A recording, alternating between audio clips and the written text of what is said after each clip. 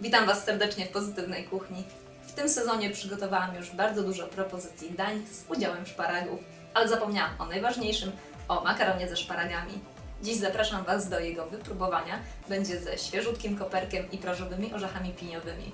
Zachęcam też do odwiedzin na pozytywnakuchnia.pl. Tam znajdziecie więcej pomysłów na dania ze szparagów.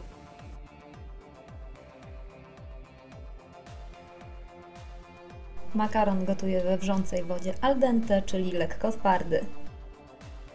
Na suchej patelni prażę orzechy pini, od czasu do czasu nią potrząsając, tak żeby bardzo delikatnie się zrumieniły. Zdejmuję orzechy, wlewam oliwę z oliwek i wrzucam pokrojone szparagi.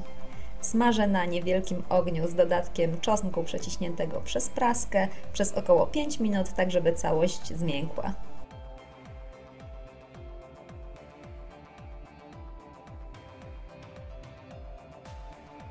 Odcedzony makaron wymieszany z masłem wkładam do miski, dodaję drobno pokrojony koperek, ścieram skórkę z cytryny i wyciskam sok. Oczywiście dokładam też szparagi i dosypuję sól i świeżo zmielony pieprz.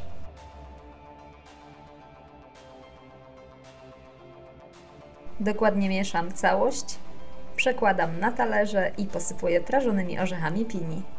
Życzę smacznego, a po więcej przepisów zapraszam na pozytywnakuchnia.pl.